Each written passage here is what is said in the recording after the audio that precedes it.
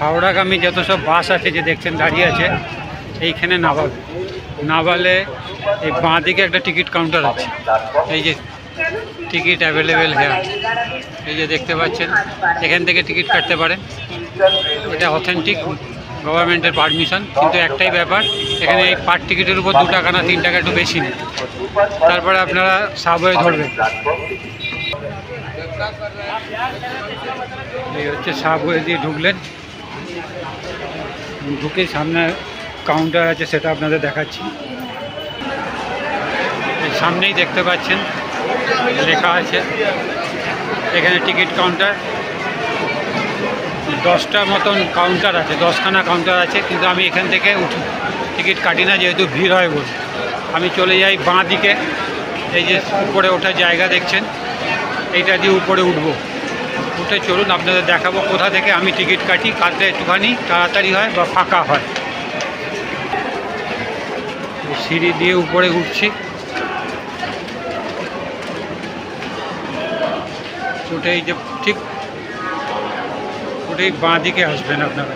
এই বাঁ দিকে ঢুকতে হবে, এই যে দেখছেন বাঁ দিকে ঢুকলেন, এইখানে আরও 10টা কাউন্টার আছে, এবং এইখানে তার সঙ্গে আর একটা জিনিস আছে, সেটা হলো 60-এর উপরে মানে সিনিয়র সিটিজেনদের একটা কাউন্টার আছে। এই দেখতে পাচ্ছেন পরপর সব কাউন্টার, প্রায় 15 থেকে 20টা কাউন্টার আছে। আমি সিনিয়র সিটিজেন সেহেতু ওখান থেকে আমি টিকিটটা কাটবো। চলুন সেই জায়গাটা আপনাদের দেখাই। এই দেখুন ফাঁকা আছে, লেখা আছে বিদ্যাঙ্গঞ্জন বরিষ্ঠ নাগরিকদের জন্য। এখান থেকে আমি টিকিটটা কাটবো এবার। তাহলে আপনাদের যাদের সিনিয়র সিটিজেন তারা অবশ্যই এখানে চলে আসবেন, এখানে ফাঁকা থাকবে, টিকিটটা কেটে দিতে পারবেন। নিয়ে নিলাম, আমার গন্তব্য আজকে হচ্ছে রামরাজাতলা। এই যে টিকিট 10 টাকা রিটার্ন। এবার এখান থেকে যাব রামরাজাতলা, ওখানে আপনাদের দেখাবো আজকে কোথায় যাচ্ছি, কি করছি না সব কিছু, কোন ভিডিও তুলবো, সেটা রামকৃষ্ণ মিশন না রামকৃষ্ণ মন্দির, ফাইনালি আপনাদের জানাচ্ছি রামরাজাতলায় গিয়ে। গুড আফটারনুন, নতুন একটা দিন, নতুন একটা ভিডিও। আর চলেছি যথারীতি হাওড়া স্টেশন রয়েছি এখন, আর ধরবো এখান থেকে রামরাজাতলা যাওয়ার ট্রেন। আপনাদের একটা জিনিস বলে নিই, যে এখান থেকে রামরাজাতলা যেতে গেলে সেই লাইনটা পড়বে আপনাদের মেদিনীপুর লাইন, সেই ট্রেন দেয় 13, 14, 15। আপনারা মেদিনীপুর বা পাঁশকুড়া লোকাল, এই পাঁশকুড়া লোকাল আর মেদিনীপুর লোকাল 13 থেকে 15-র মধ্যে ছাড়ে।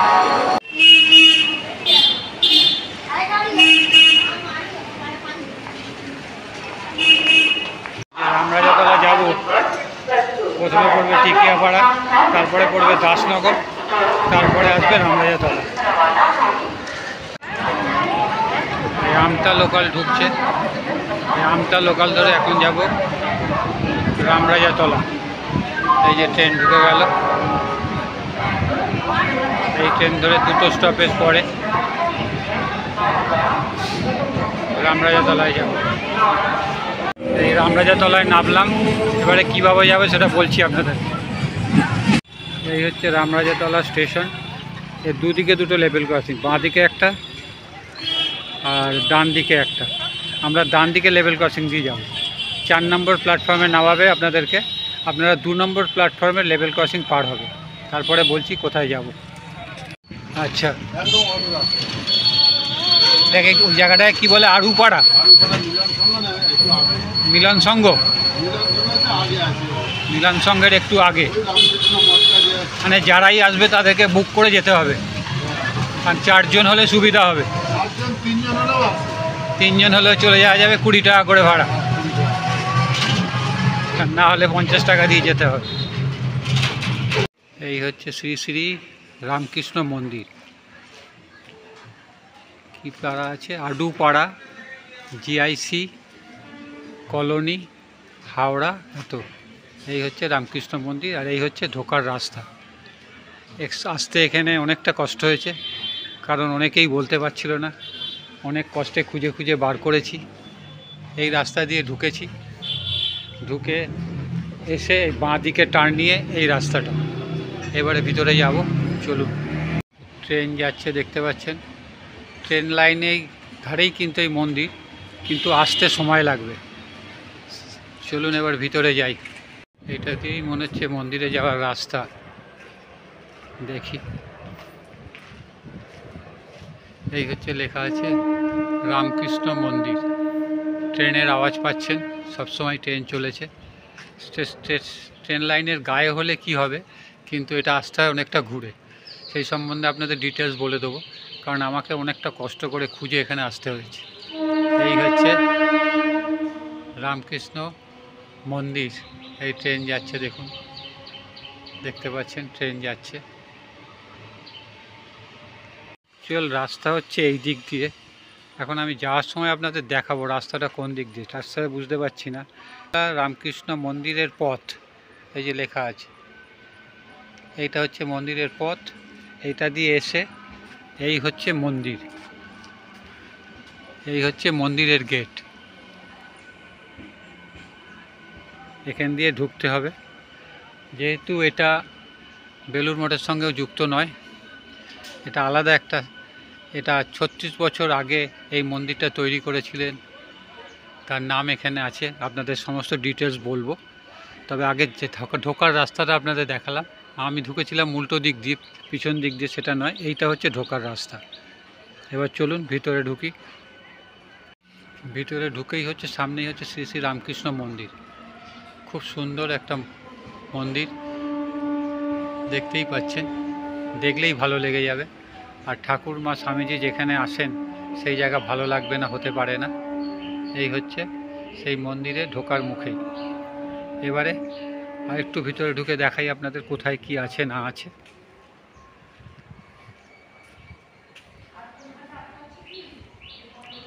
ঢুকেই বাঁ দিকে একটা দেখতে পাবেন বিরাট স্বামী বিবেকানন্দের, তার সামনেই রয়েছে শ্রীরামকৃষ্ণ মন্দির। সামনে একটা পুকুর রয়েছে, এই হচ্ছে পুকুরটা, এই হচ্ছে পুকুর, এই হচ্ছে পুকুর। আমি এই দিক দিয়ে এসেছি, এটা ভুল রাস্তা, পিছন দিকের রাস্তা। প্রথমে যে দেখালাম রাস্তাটা, সেই রাস্তা দিয়ে আসতে হবে। এই হচ্ছে রামকৃষ্ণ মন্দির। এই সিঁড়ি দিয়ে উপরে উঠতে হবে। আর এইখানে ঢুকে সামনে আর একটা মন্দির আছে, সেটা আমি বলছি এটা কার মন্দির, দেখে আপনাদের বলছি। চলুন ভিতরে যাওয়া যাক।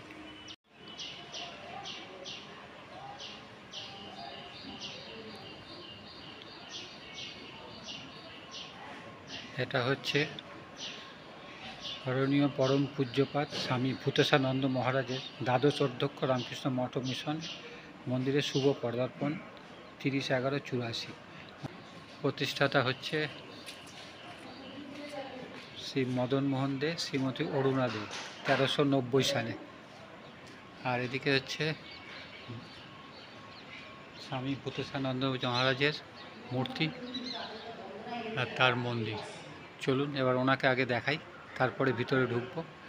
সামনে ছোট ছোট গাছের ব্যবস্থা করা আছে, আর ওদিকটা আছে মাতৃ মন্দির। এই সিঁড়ি দিয়ে উপরে উঠে এই হচ্ছে স্বামী ভূতেশানন্দজি মহারাজের মূর্তি এখানে রয়েছে, যিনি এই মন্দির স্থাপনা করার সময় উদ্বোধন করেছিলেন। এই সেই ভূতেশানন্দজি মহারাজ, যিনি শ্রীরামকৃষ্ণ মঠ ও মিশনের দ্বাদশ অধ্যক্ষ ছিলেন।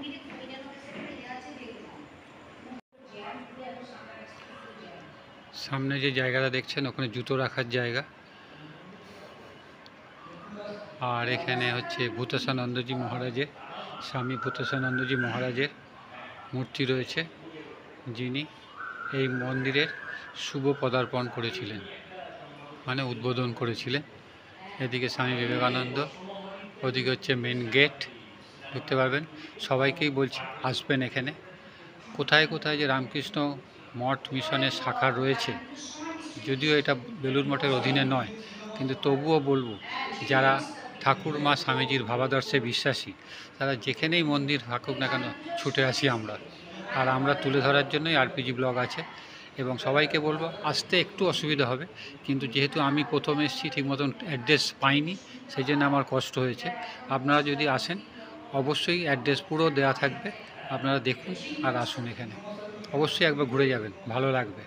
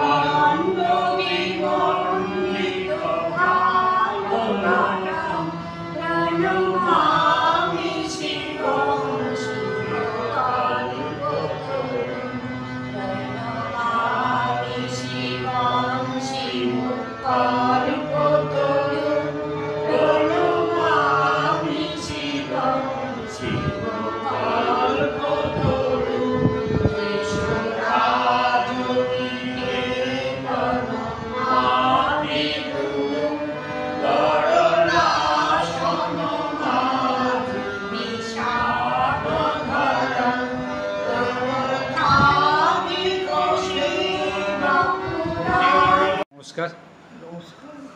আপনার নামটা বলুন। আমার নাম শ্রীমত্তা অরুণা দে। আর একবার বলুন। শ্রীমত্তা অরুণা দে। আচ্ছা, অরুণা দে। হ্যাঁ, আচ্ছা, এই মন্দির স্থাপন হয়েছে 40 বছর হয়ে গেল। হ্যাঁ, তা 40 বছর হয়ে হয়ে গেল। গেল। আর স্থাপন করেছিলেন ওনার ফটো আমার স্বামী আপনার স্বামী। মদন মোহন দে। আচ্ছা, ওইখানে তো লেখা আছে, আমি তুলেছি হ্যাঁ, হ্যাঁ। ওইটাই। আচ্ছা, এই মন্দির সম্বন্ধে আপনার দু একটা কথা শুনুন। আমার আগে ইচ্ছে ছিল, আমি বলেছিলাম আমার স্বামীকে, হ্যাঁ আমি একটু পুজো করতে ভালোবাসি, শুধু ছোট্ট একটা মন্দির করে দাও। হ্যাঁ, তখন ঠাকুরের অত বুঝিনি, যে একটা কালী মন্দির করে দাও, কালী ভক্তই ছিল, কালীর মন্দির একটা করে দাও, বেশ পুজো করবো সকাল সন্ধ্যে। হ্যাঁ, এরকম। আর ছোটো করতে গিয়ে উনি তো ছোটো পছন্দ করে না, উনি করবেন যখন করবো, যখন বড়ই করবো। তারপরে আমার গানের মাস্টারমশাই ছিলেন, তিনি রামকৃষ্ণ ওই যোগদানে রামকৃষ্ণ বেলুর মঠের ওখানে সব যোগাযোগ ছিল, ওনার দীক্ষা হয়ে গেল। তখন আমাকে বললেন যে অরুণা তুমি এক জায়গায় যাবে, তোমাকে নিয়ে যাবো বলে আমাকে যোগদান নিয়ে গেলেন। তারপরে দীক্ষার ব্যবস্থা করে দিলেন, আমার দীক্ষাও হয়ে গেল। তখন থেকে ঠাকুরের আশ্রয়ে আমরা আছি। আমার 4 মেয়ে বিয়ে হয়ে গেছে, আমার জামাই থাকে, সেজো মেয়ে সেজো জামাই থাকে, 4 মেয়ে, ছেলে নেই গো। আর আমার সেই ভক্তদের নিয়ে এই আমার দিনকাটা আমি খুব আনন্দে আছি। আমাদের আমাদের আমাদের গুরুদেব স্বামী বিশেষানন্দ জি, হ্যাঁ, এখানে পদার্পণ করেছে।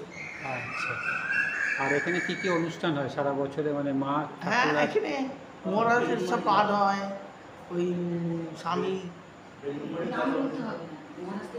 বলুন। অনুষ্ঠান হয় এখানে সেই আচ্ছা, বাকি বলুন না। আচ্ছা, ঠাকুর মহারাজ স্বামীজি পাঠ হয়। তারপরে কুসুম ভট্টাচার্য আছে, আচ্ছা, কুসুম ভট্টাচার্য উনি 3বার না 4বার এলেন। আচ্ছা, তারপরে এইদিকে গান টান আছে, প্রতি মাসেই পাঠ হয়। আরে নাম বলুন। গীতা পড়ে হলো, হ্যাঁ।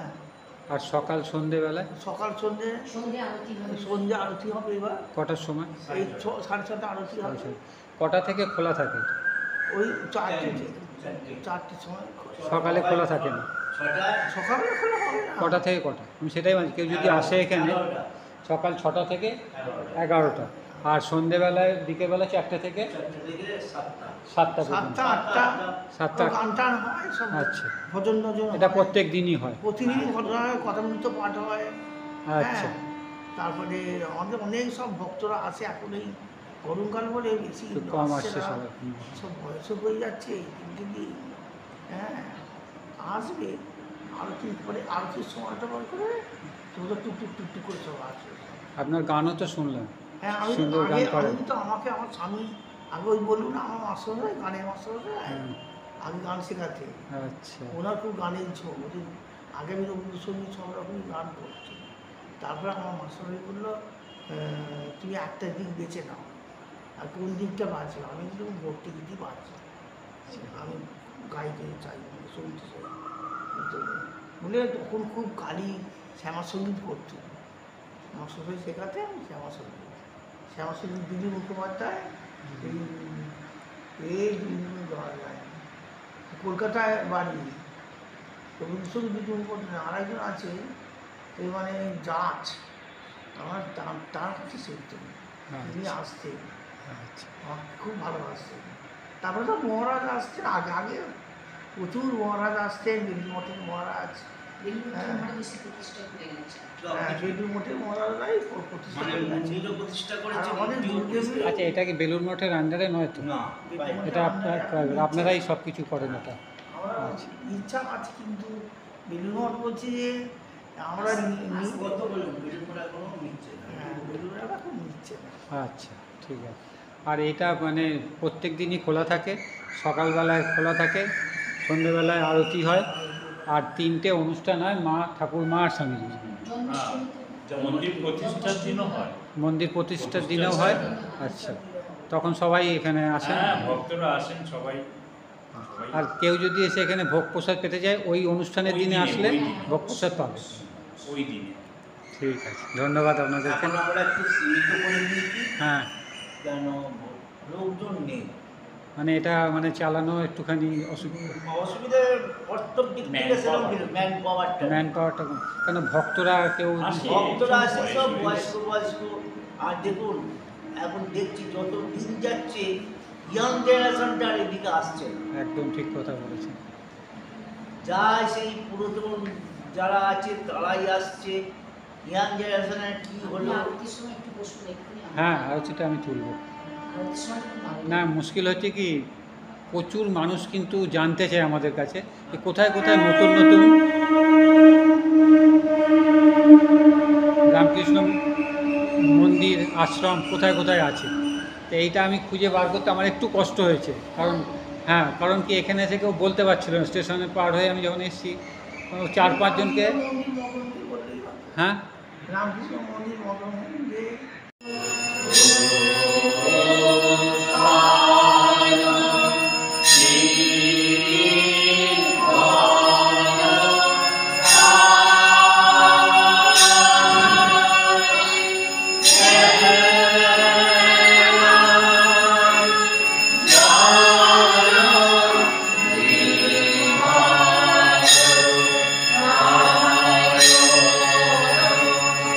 Yeah.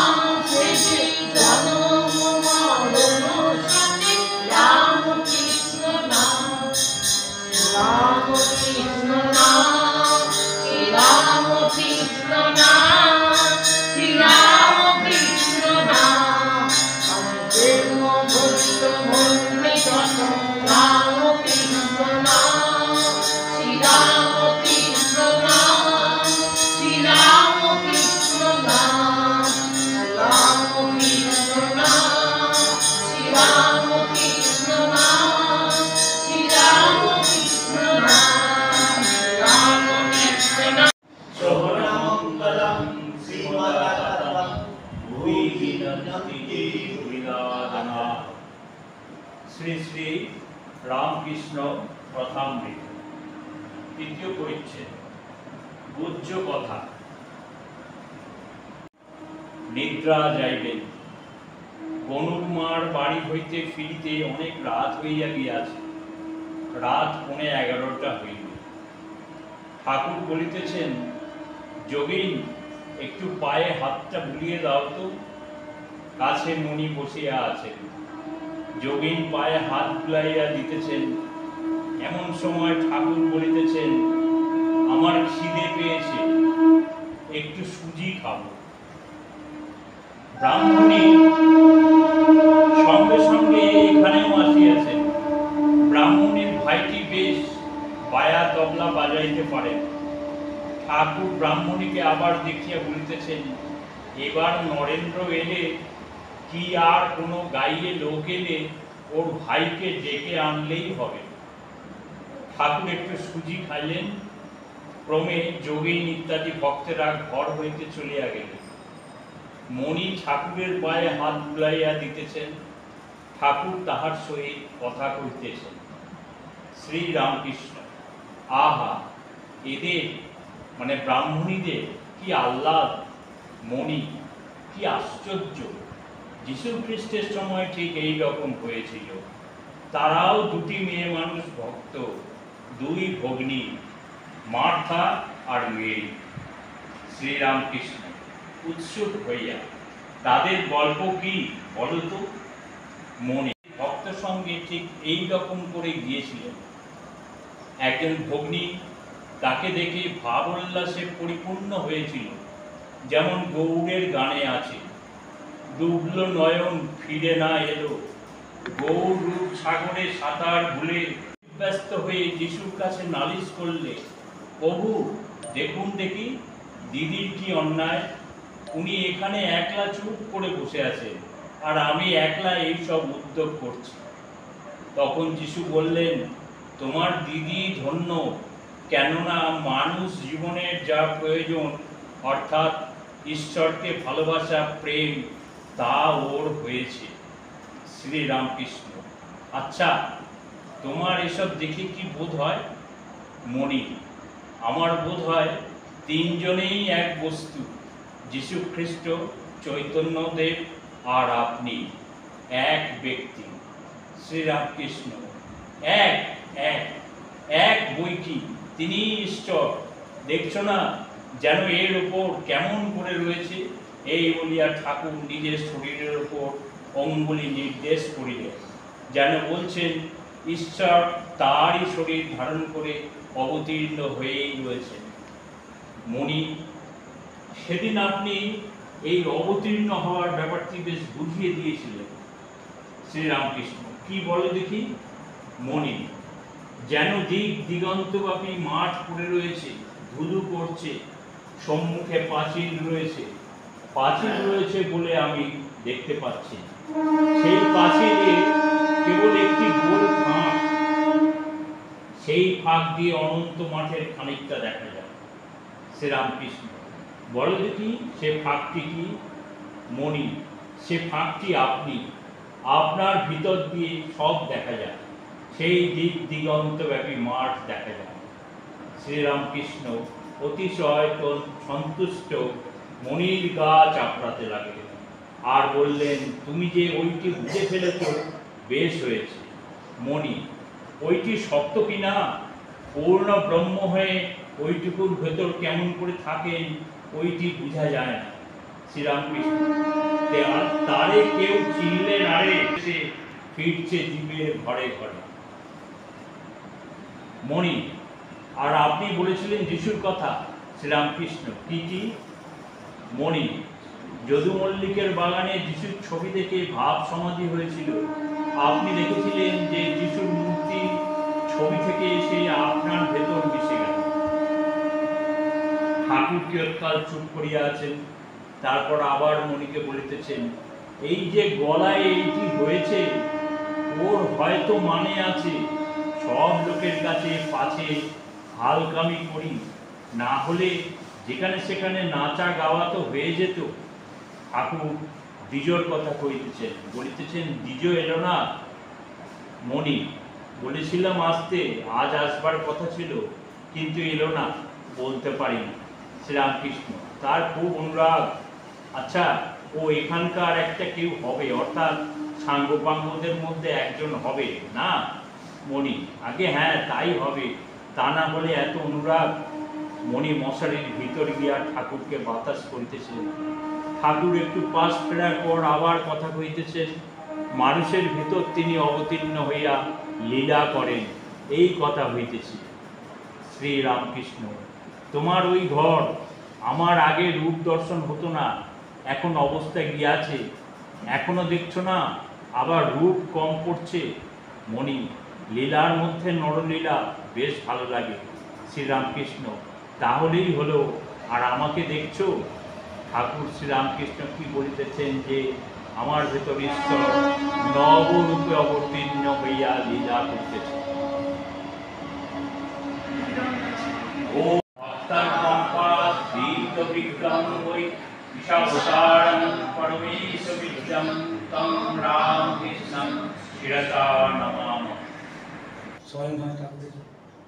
আচ্ছা, এটা স্বয়ং কক্ষ ওইটা। হ্যাঁ, দাদা চলে আসুন, ওইখানে জায়গা নেই। আচ্ছা আচ্ছা আচ্ছা, ঠিক। দাদা একটু চলে আসুন দাদা, ওটা অসুবিধা। এখানে আসতে গেলে স্টেশনে নেবে 2 নম্বর প্ল্যাটফর্ম থেকে ডান দিকে। নামতে হবে, বলতে হবে যে আলুপাড়া একদা মোড় যাও। আলুপাড়া একদা মোড়। হ্যাঁ, একদা মোড়। ওখান থেকে টোটো 20 টাকা করে ভাড়া নেয়। না না, কিচ্ছু 20 টাকা লাগবে না, 10 মিনিটের রাস্তা। হেঁটে- 10 মিনিট না, 8 মিনিট। হেঁটে চলে আসা যাবে? হ্যাঁ, ওই স্টেশনে নেবেন, লাইন ধার ধরে হেঁটে চলে ও, লাইন ধরে আসতে হবে, একটা লাইনের পাশ দিয়ে একটা রাস্তা হ্যাঁ, আছে। ওটা দিয়ে না। কোন স্টেশনে নামবো সেটা জানতে হবে। আমি রামরাজাতলায় আমরা Back তো করতে এইদিকে, হবে। ব্যাক করতে হবে। পেছন দিকে। আর আগে আর কোথায় নামা যেতে পারে? আমরা তো নামটাই সুবিধা। আর সেটাই শুরু। দুটো রাস্তা আছে, আর একটা আছে আপনি যদি মানে ওদিকে কদমতলা দিয়ে আসে, হুম। কামারডাঙ্গায় নামতে হবে, শিয়ালডাঙ্গা। আচ্ছা, শিয়ালডাঙ্গা নেবে, আচ্ছা। এই লাইনটা বলতে পারবে না। ধর্মতলা থেকে কোনো বাস আছে? হ্যাঁ, কামারডাঙ্গা। ও, কামারডাঙ্গার বাস আছে। একদম। হ্যাঁ। গোবরডাঙ্গা না, কামারডাঙ্গা। আচ্ছা, খেয়াল রাখবেন। কামারডাঙ্গার লাস্ট স্টপেজ এটা। হ্যাঁ, হ্যাঁ। শেষ নেবে, রেলওয়ে ক্রসিংটা ক্রস করে এখানে এলেই বলে দেবে। বলে দিলে এই মন্দিরটা। Thank you. চলুন, ব্লগটা আজকে এখানেই শেষ করলাম। এতক্ষণে দেখে নিশ্চয়ই আপনাদের ভালো লেগেছে, আর ভালো লাগলে শেয়ার করে সবাইকে দেখার সুযোগ করে দিন। সবাই ভালো থাকবেন। অনেক কষ্ট করে খুঁজে এই রামকৃষ্ণ মন্দিরটাকে বার করেছি, নতুন একটা জায়গা। ভালো লাগলে লাইক, শেয়ার, সাবস্ক্রাইব করবেন। আবার পরবর্তী ভিডিও দেখা হবে। অনেক অনেক ধন্যবাদ।